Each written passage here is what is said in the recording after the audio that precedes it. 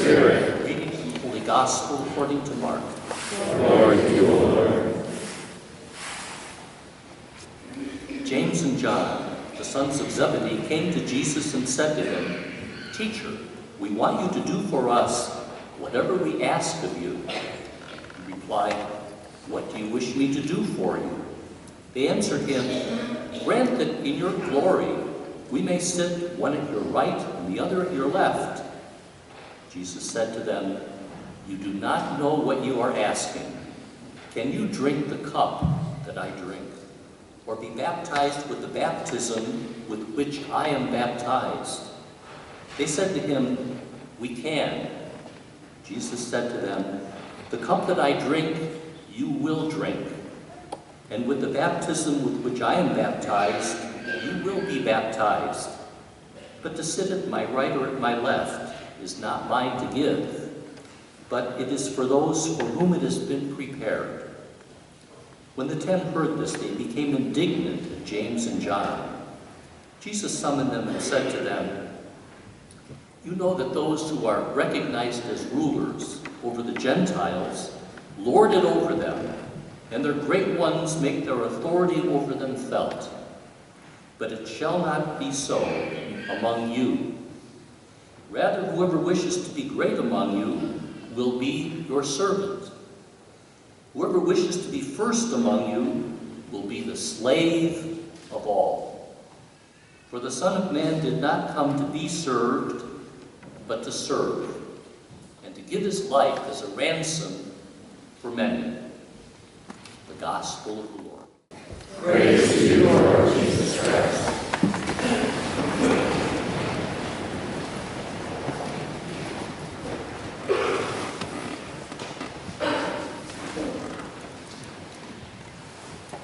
Will be the slave of all. I've got a slave joke. It's an old one. About the slaves that were in the hold of the ship, a rowing ship. They were chained to their seats, and there they were, rowing the boat, when suddenly the hatch opened and sunlight poured down, and the first mate came down and said, "I have good news and bad news.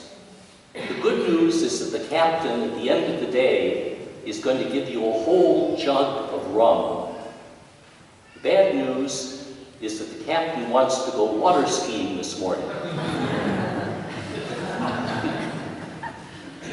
Is that politically correct?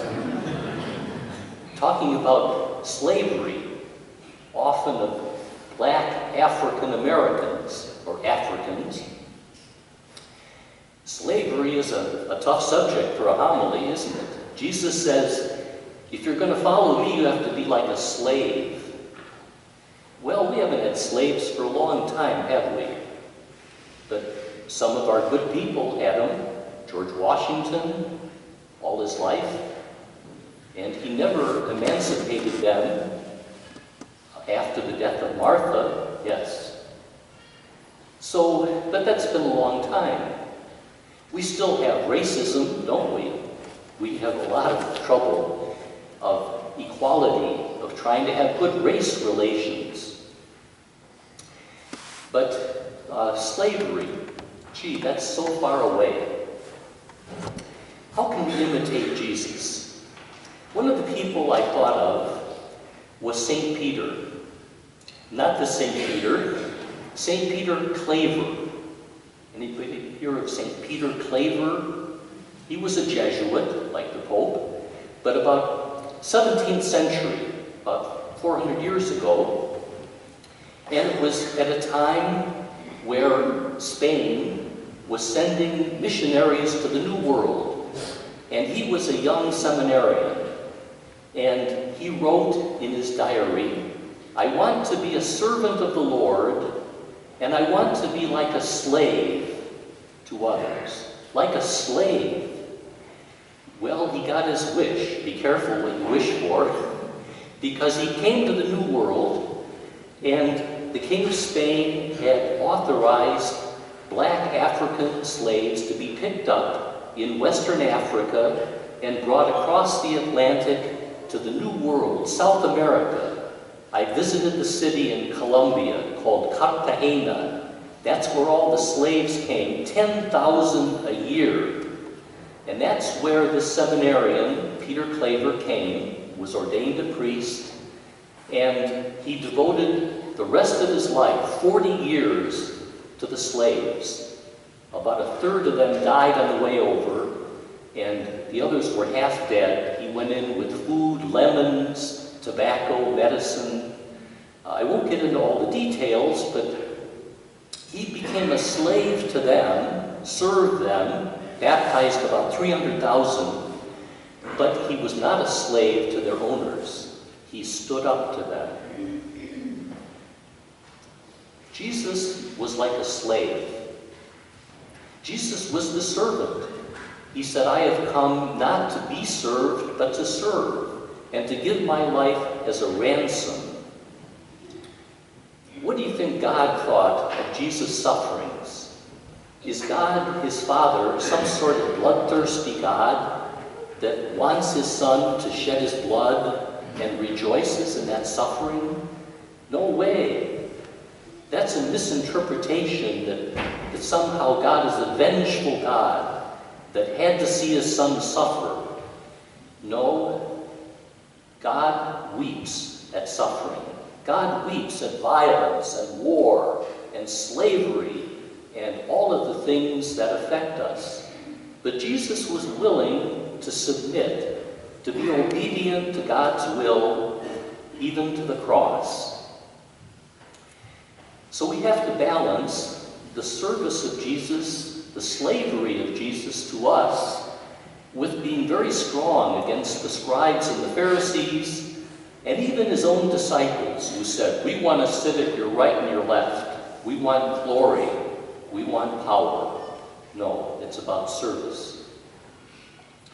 Maybe I can come a little closer to home with my bag of tricks here. Yesterday I bought something for Sweetest Day. My favorite, it's dark chocolate. You like dark chocolate? Right? Yummy. Well, I may have committed a sin in buying this chocolate bar. It was only $1. What a bargain for all this good chocolate. But let me explain why it might have been a sin with something else in this bag. Watch out, kind of dangerous here. I got this when I was 15 years old and visiting Guatemala. You know what it is? It's a machete, kind of old and rusty. Rachel, would you come here and the Knights of Columbus have swords.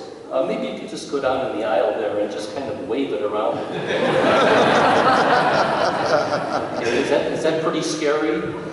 Okay, that's enough. She was very reluctant to do this. And I'm glad she was. Now the point is that these are used to harvest cocoa beans.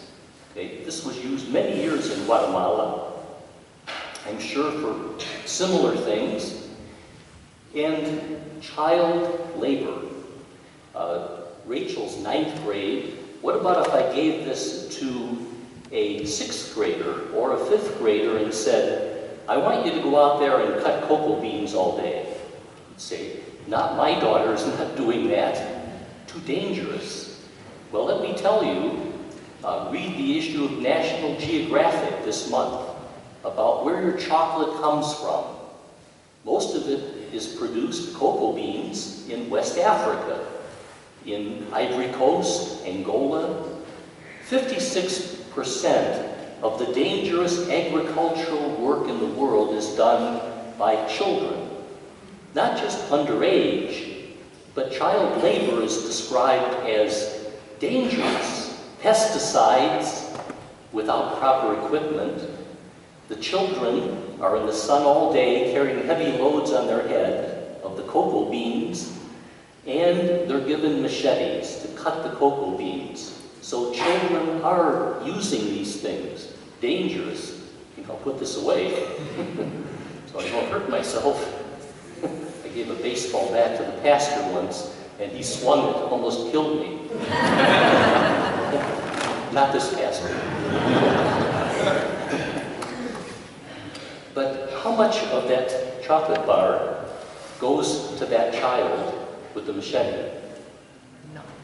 Well, they didn't give the exact number, but it cost $1, and they said 5% goes to the worker and the owner. If you're the owner, how much do you give to the child? Maybe a penny, maybe less.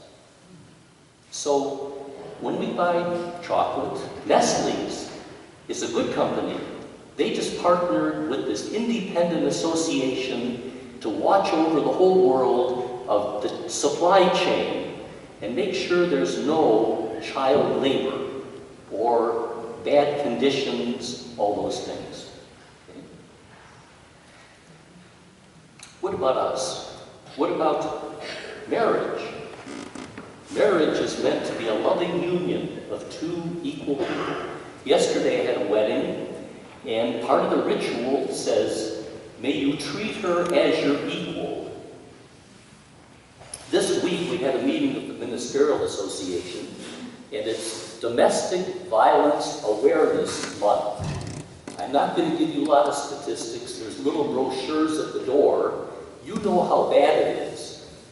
But what the ministers and priests of North Ridgeville want you to know is that we don't justify domestic violence in the church or in the Bible. You know, some men especially say, well, Scripture says, I am the head of the house. I have authority over her. When she gets out of line, I have a right to take care of her. That's not Jesus. That's not our church. In the church, we know that there's equality, that there is a slavery today. The Pope has talked not just about domestic violence, but about institutional violence and the immigrants, the refugees that have suffered violence against their faith and against children, and especially human trafficking. That's been the main concern of our Holy Father, to bring together the religions of the world, all of them, to condemn human trafficking. And again, I won't get into all the details, but you know how terrible it is. And it's a pretty heavy subject for this Sunday, isn't it? Slavery and child labor and domestic violence. But Jesus wants us to be slaves in the good sense. God doesn't want us to suffer, but a lot of these things in the world demand that we stand up, and we're going to suffer if we are the ones who represent Jesus. If we follow him, we are going to be servants of all and the slaves of all. Pope Francis issued a wonderful document called No Longer Slaves, but Brothers and Sisters. No longer slaves, but brothers and sisters. I'm Father Bob, and I will be your waiter. I will be your servant. We all have to say that to one another.